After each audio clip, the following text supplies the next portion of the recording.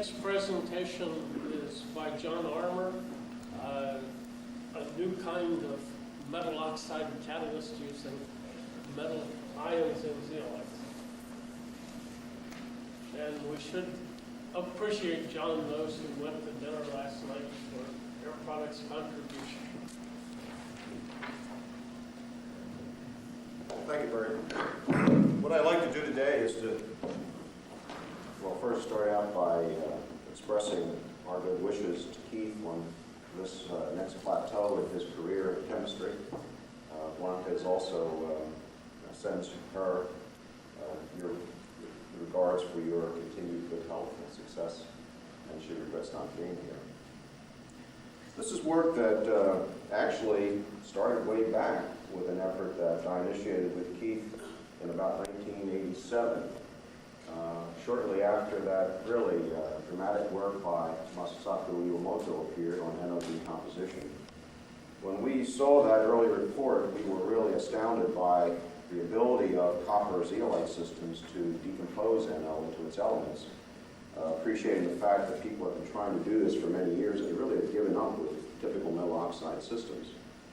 In fact, it was so dramatic and so startling that we hired Keith to do contract research for us for a number of years in the system. And that eventually led to work that Eugene Lee and I did. It also led to my getting Eugene Lee from Keith Hall's group. So we thank him again for that.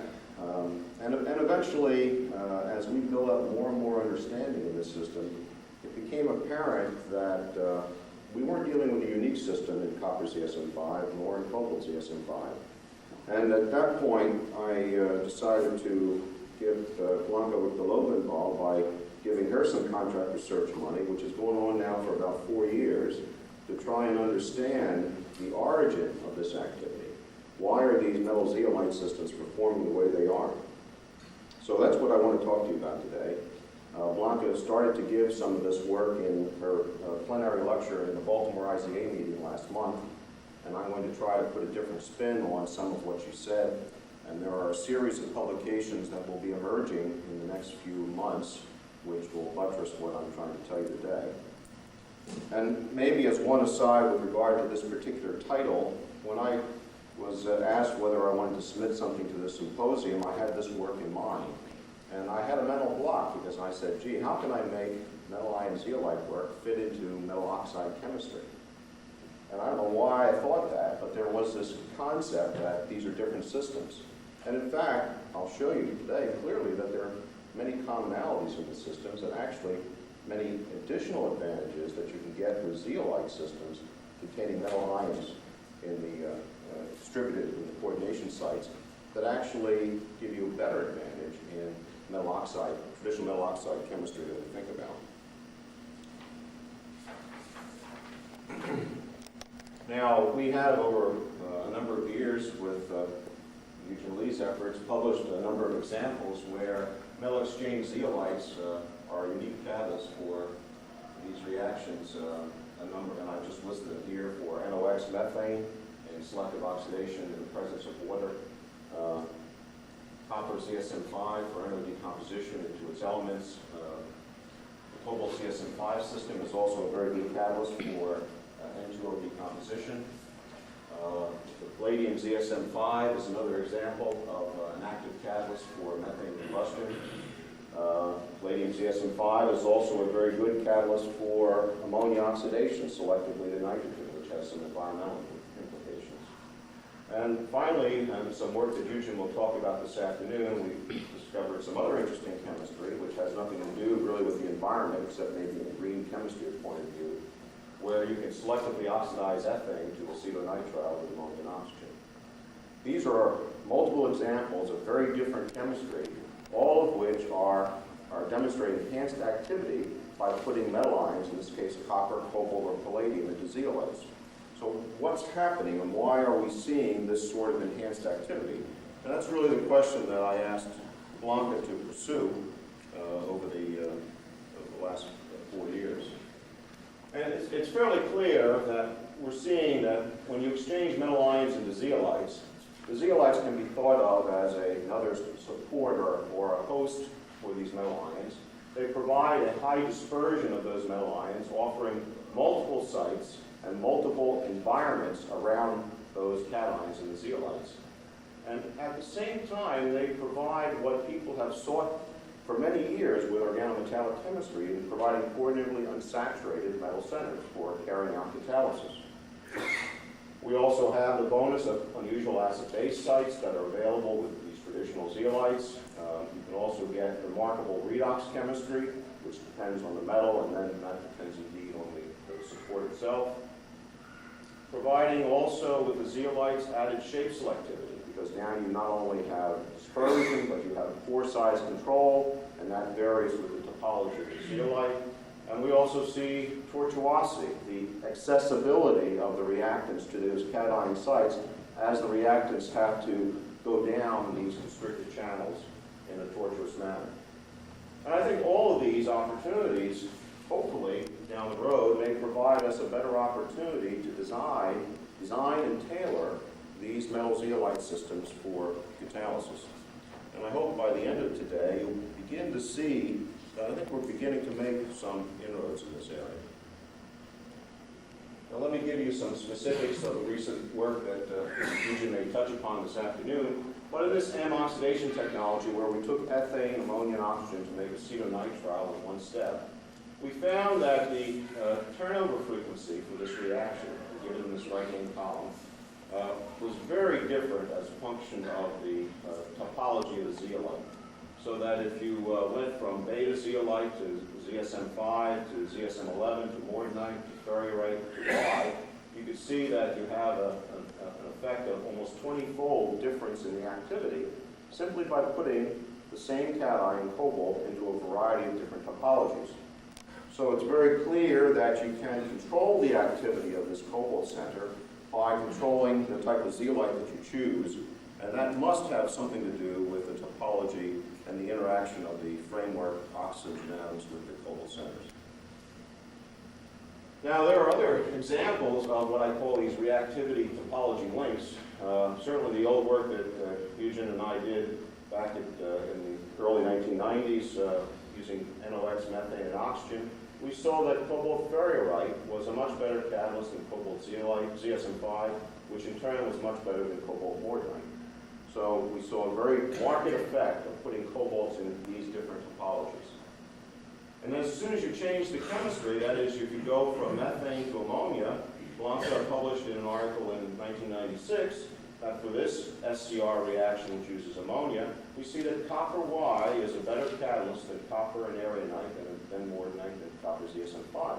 Almost the reverse order from what we see when we use a hydrocarbon as reducing agent. And there's an argument here that this probably is a function of the different sites that are being used, and she talks about this in this article here, so I won't expand on that. One also sees now that if you switch from methane to propane, and you find copper ZSM5 is now better than copper morganite, is better than copper aragonite. So again, different than what you see with ammonia.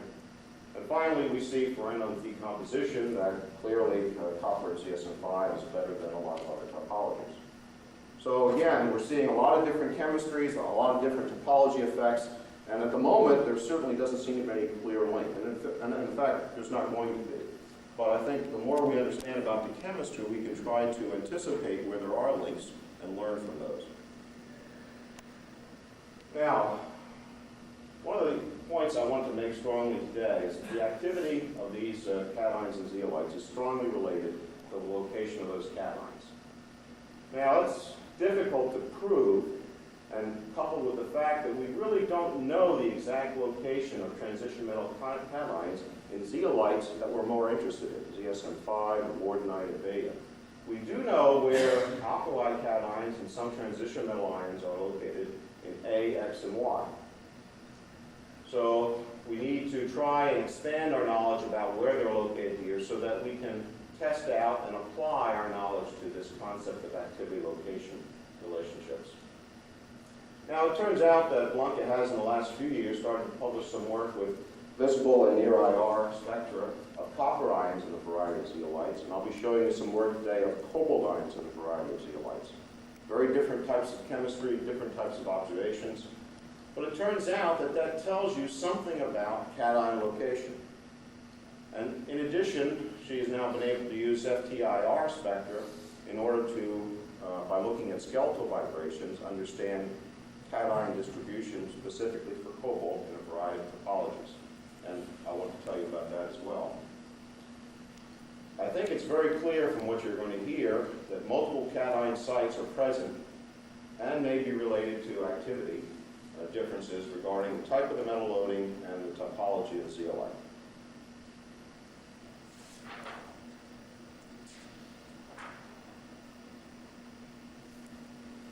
Now, the way this has been done is to really collect an awful lot of spectra with many different types of compounds. And for the work with cobalt, what basically was done to exchange cobalt ion at a variety of cobalt to metal, cobalt to aluminum ratios with various other cations present, either proton, sodium, calcium, barium, cesium. The size of those cations will block out some other sites, which will eliminate some site locations. The distribution of the cobalt, in this case to the aluminum, will also control the location of those cations, you can see.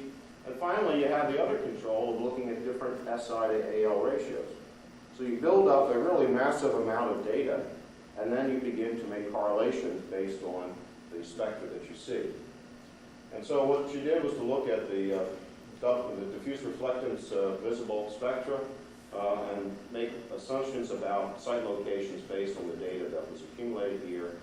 And working from the XRD data, which was established for non-transition metal ions in mortonite, we can make some extrapolations to systems dealing with the ones that we're most interested in, ZSM5 and data, or ZSM5 and the ferrite topologies. Now, the reason we think we can do that is that there's a common feature in these three topologies, mortonite, ferrite, and ZSM5, and that is they all have pentasyl TOT ring systems.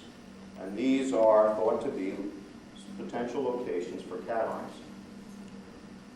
So in accumulating the spectra, I like to think that we had some good luck here, because we found and chose systems which gave very similar spectra when you put cobalt ions into the various topologies and looked at these DD transitions that we're familiar with from our old burner type chemistry.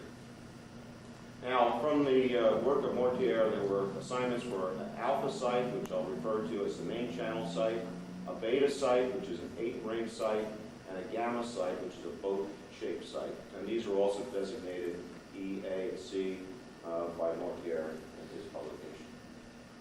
Now, it turns out that the spectral features for cobalt ferrite are very similar to those for cobalt mortonite and cobalt MFI. So that as you look at these spectra and you begin to see correlations between the different levels of substitution, you can see a good deal of commonality in those spectra, and I'll show you some of that. Cobalt, mortonite, ferrite, and MFI each show 3 different cobalt sites, we believe, which are not identical.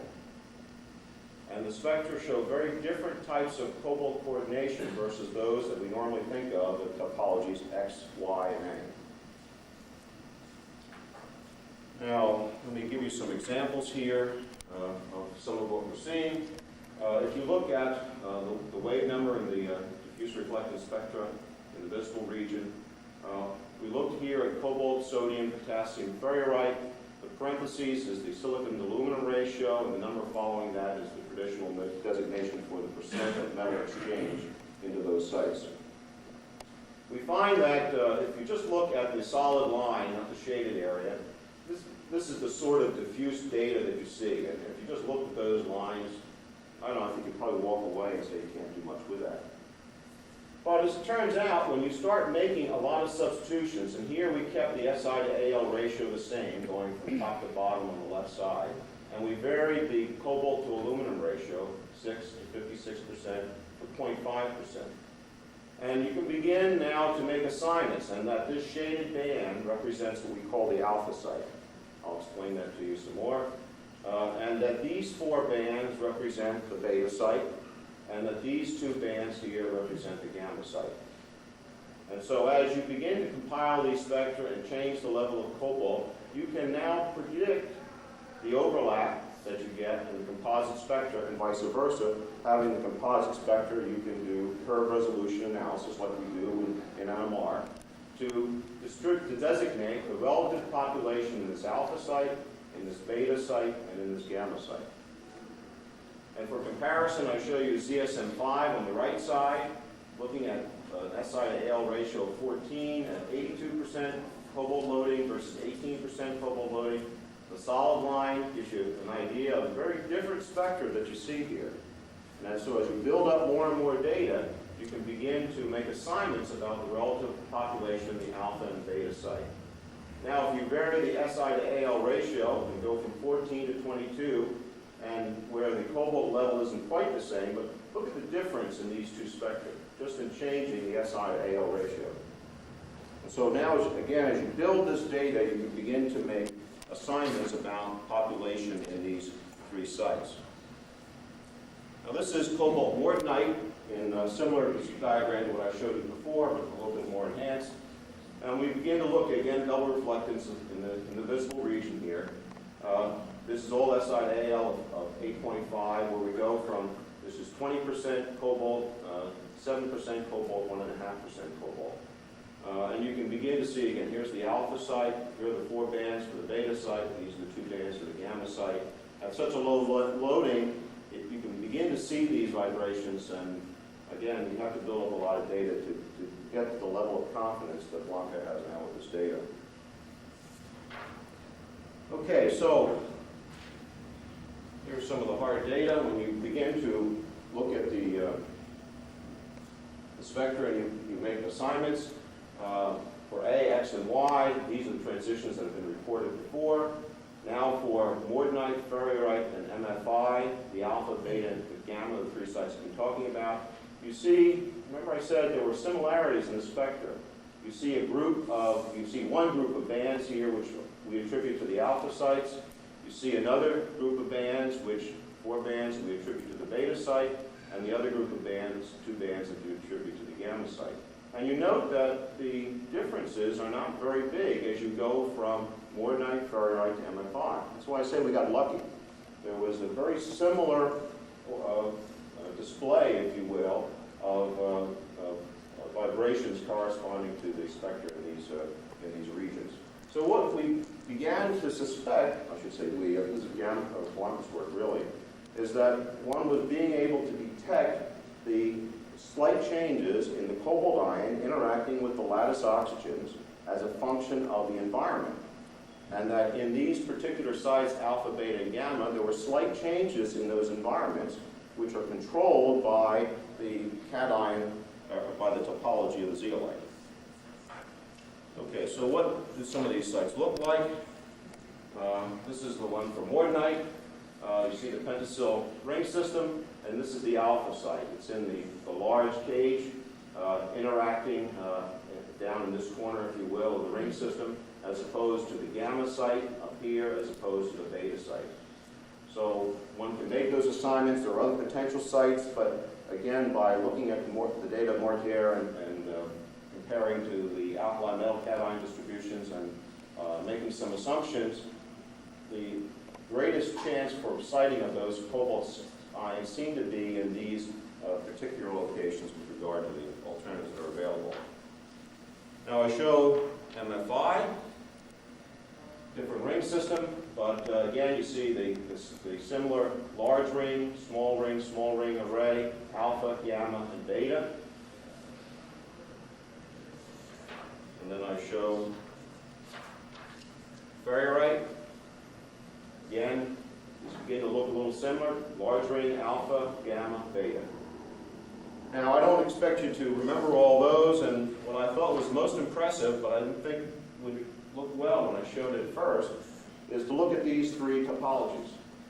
The mortonite, the ferrite, and MFI, and the assignments that Blanca is making is, here's the alpha site, the alpha site, the alpha site. Here's the gamma site, gamma, gamma, beta, beta, beta. And now you begin to see why we might get fairly similar spectra, looking at those locations and the interactions of the cobalt ions with the oxide lattice. Now, we don't mean to infer that cobalt is there in every site.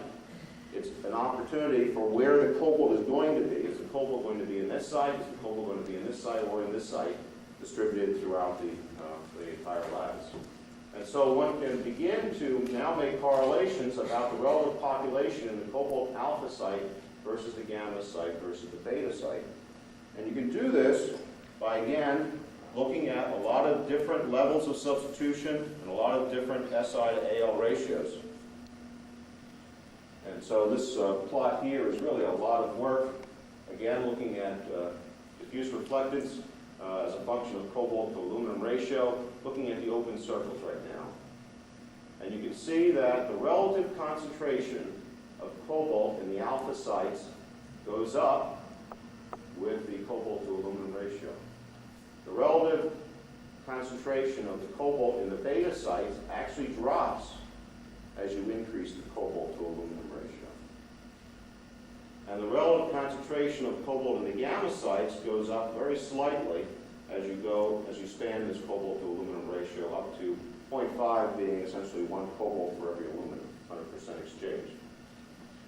Now, those spectra have a lot of interpolation that one has to go through in order to make some of these conclusions that we arrive at. More recently, Blanc has just done some work with infrared spectrum, looking at the TOT vibrations, and I'll explain that a little bit more further. But let me just summarize some of that, and that's what the black squares are in this data. Now, completely independent measurements going from double resonance, diffuse reflectance spectroscopy in the visible region to now FTIR spectra. You can accumulate the same sort of data, relative concentration of cobalt in these 3 sites, alpha, beta, and gamma, now in the black squares, and they follow very similar trends as you go to higher level cobalt to aluminum ratios. I think that's really remarkable that one can see these sorts of things. Now, what are some of the other things we can see here? The relative concentration, what this says is that at about 100% exchange, about 30% of the cobalt ions have a chance of being in this alpha site. About 60% have a chance of being in this beta site. And about 10% have a chance of being in the gamma site. So now we can begin to say, well, there's a slight probability that we'll find 30% of the cobalts in this alpha site or 60% in this beta site. But that probability increases as you put more and more cobalt into the labs, into the ion exchange sites. Now remember what we've seen in a lot of this catalysis. Here's where the link comes back to reactivity. We find that when we increase the SI to AL ratio, the cobalt to aluminum ratio, the activity, selectivity for, say, methane, NOx, and oxygen, for ethane, ammonia, and oxygen to acetonitrile, all increases. And what this is telling us is that we see an increase in the population of cobalt in this alpha site as we increase the cobalt to aluminum ratio. So it has a very strong implication that the alpha site is indeed has a very strong importance in catalyzing that reaction of NOx and methane or in ethane, ammonia, and oxygen. It doesn't mean that the beta site doesn't participate. It just means that the alpha site offers a greater probability for getting that cobalt in position to carry out that reaction. And again, remember that alpha site's the larger ring, and in many of the chemistries that we see, you have to bring in multiple reactants. So all that begins to make sense.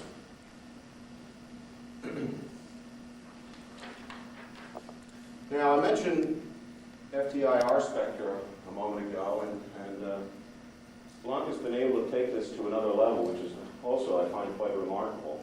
By looking in the FTIR in the region around 900 reciprocal centimeters, you see a skeletal TOT band, which now moves as a function of the transition metal ion and as a function of the ligand environment around that metal ion. Let me explain. What you do is you take the cation and put it in a variety of different topologies, and you heat it up, dehydrate it in vacuum. So you've got essentially a naked cation, if you will, in the zeolite topology. And now you start exposing it to various reactants. Well, first, let's just look at ferrite and look at the first line for the H ferrite, and we begin to expose that naked cation, which has this vibration at 918, to NO, CO, NO2, water, and ammonia. And now you can see that we see a dramatic shift in the vibration for that TOT band as we vary the ligand environment, which makes sense.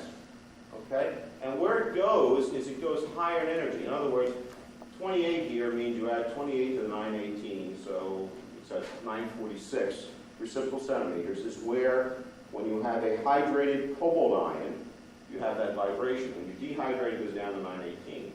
Now, if you add ammonia to this naked cation, it's a very similar shift. It's around, well, it's only 26 centimeters shifted, reciprocal centimeters shifted from the 918. NO2 has a very big, much bigger shift, and what's interesting is NO and CO have much smaller shifts. So what's happening here is that you're adding these ligands, they're interacting with the metal ion, which we know is quite reasonable from the chemistry that we're familiar with here, but that interaction pulls that cobalt ion away from the lattice. And you can see that interaction in the TOT vibration.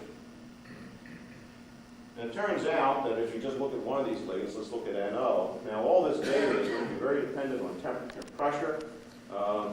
You also begin to see information for dinitrosyl formation in this alpha site. That's the large cage site.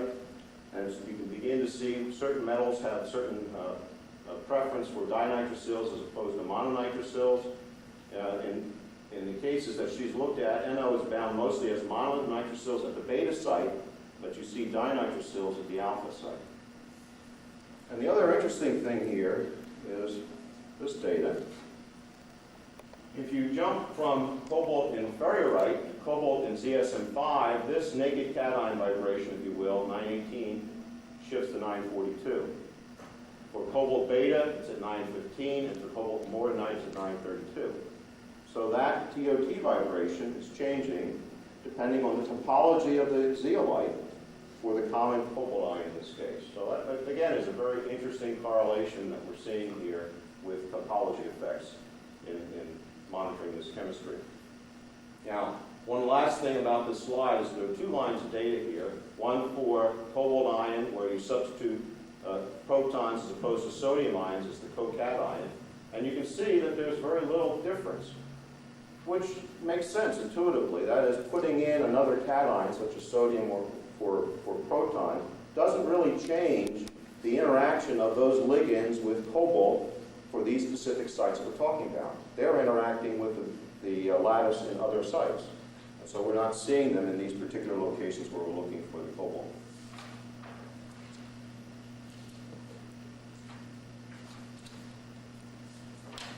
Let me begin to wrap up here.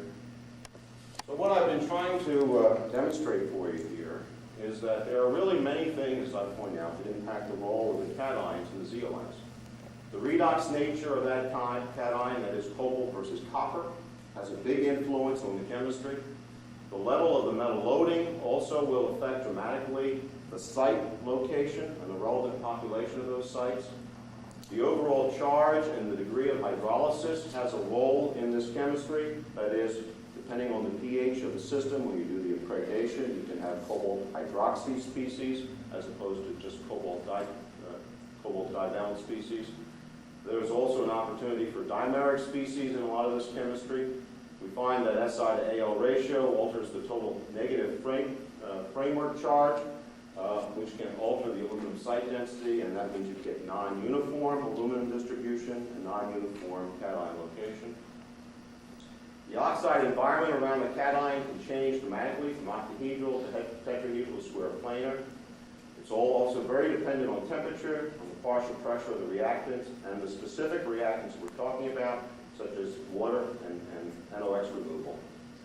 All of these factors depend very strongly on the preparation and pre-treatment conditions. And those of you who have heard me lecture over the last few years, I keep stressing it's very important to talk about the conditions that you make these materials, because that's going to control where those cations are located.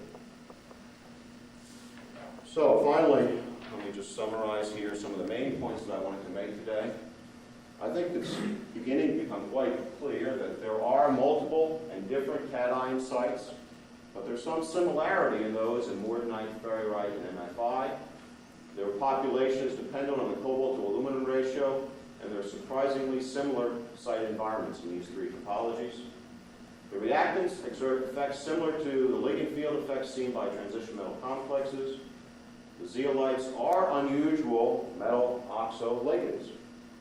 The metal ions are coordinately unsaturated or exist in unusual environments, much like supports affect other metal ion centers. And here's this link now back to metal oxide chemistry. We're dealing here with a system where the metal ion is interacting with an oxide lattice, but it's interacting very differently than traditional metal oxo chemistry in say, palladium-1 silicon. And it should be very different, but there is some commonality, but there's also some advantage here because we can use shape selectivity, acidity, and a lot of other effects with zeolites. So I think there are many things that certainly can influence the role of these cations. We tried to show you some of that today, and these, again, depend on the preparation and the pre-treatment. And finally, I'd just like to acknowledge, certainly over many years, the work of Eugen Lee and his assistant Peter Hole in this chemistry and Air Products and Chemicals for supporting this work for many years.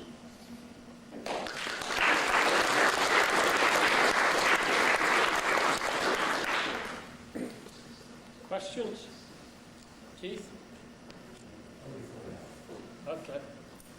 John, your work with Blanca shows that there are at least 3 sites where these cations can go. And the alpha site is in the main channel, so it's accessible for reactions. Can you say something about the beta and gamma sites? Well, it appears that the beta site is where most of the cobalt goes. And that's interesting when you look at well, there are more opportunities for interaction of the oxide lattice, if you will, with the cobalt. So maybe there's some stabilization because of the greater number of bonds that you could make interact with that cobalt ion. And that you don't have that possibility quite in the alpha site, but as a result, though, in the alpha site, you have more coordinately unsaturated sites. Right now, it appears that the beta site has a role. It seems that the alpha site has a bigger role to play. And we don't think that the gamma site is doing very much at all here. The other comment is that the drawings show the ion in the middle of the beta and the gamma sites. But in fact, that's unlikely because quantum calculations show that the cation will always migrate to the point where they can have the closest interactions with 4 oxygens, that is to the side of one of those cavities.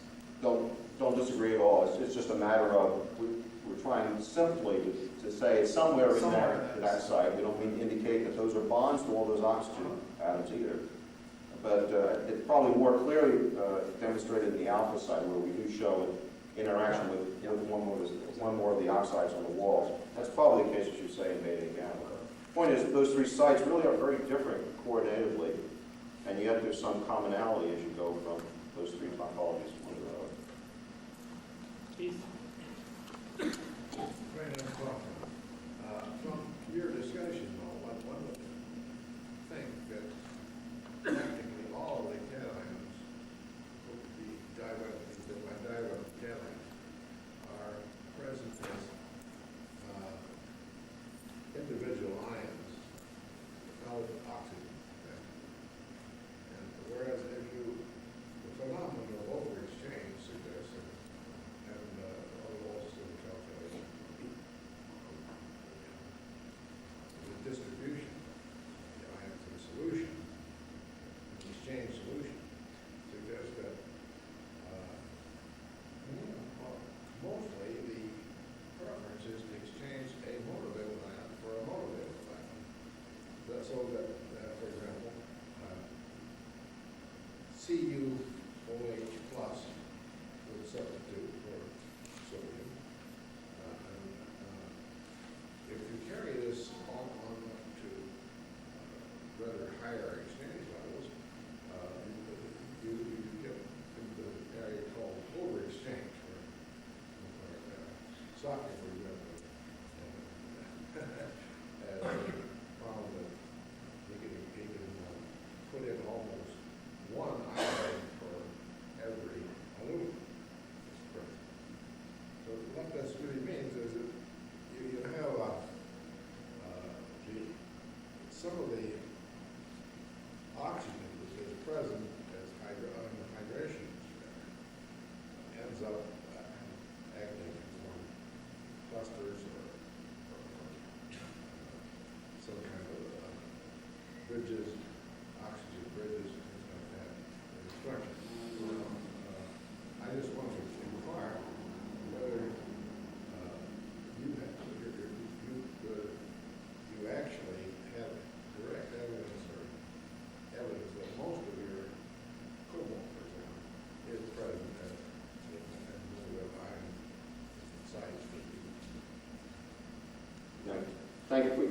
quite right, and I'm giving a very simplistic picture here, and I've written these as cobalt-2 ions. They could well be COOH. I sort of tried to touch that upon that in my next to last slide when I pointed out the issue of hydrolysis. And that's got to be a factor in all of the slides that I've talked about, because depending on how you put that metal ion in, how you post-treat that once you do the exchange, may influence the type of ligands that remain around that metal site, whether the hydroxide still remains there, whether it remains as water, and as you heat and evacuate these systems, whether you really have a bare metal cation. The point is, you induce some point of unsaturation into the site. Don't mean to infer that these are divalent or trivalent metal ions that are going in. In fact, they probably need to go in first by reducing the overall charge. It seems to make more sense. But all we have to do, all we have available to us right now are just these factors. We can't distinguish whether we're talking about COOH or CO water as a system when we look at the visible spectrum here. So you're quite correct. Maybe eventually we can get to that stage with some other physical characterization tools that we can think about applying to the system. I do think, in summary here, that we're getting to a point now where we can say, well, gee, that's what that site looks like. We know how ammonia, CO, and NO can influence that site. We can begin to think about maybe tailoring some of these sites to do some very specific chemistry that we haven't even thought about yet. In order to see some of these unusual vibrations, you have to go to very extreme ratios to deliberately find those gamma sites and in the presence of all the opportunity for beta coordination and alpha coordination. So we just did that in order to characterize the location, not for the reactivity. Well, let's thank John again.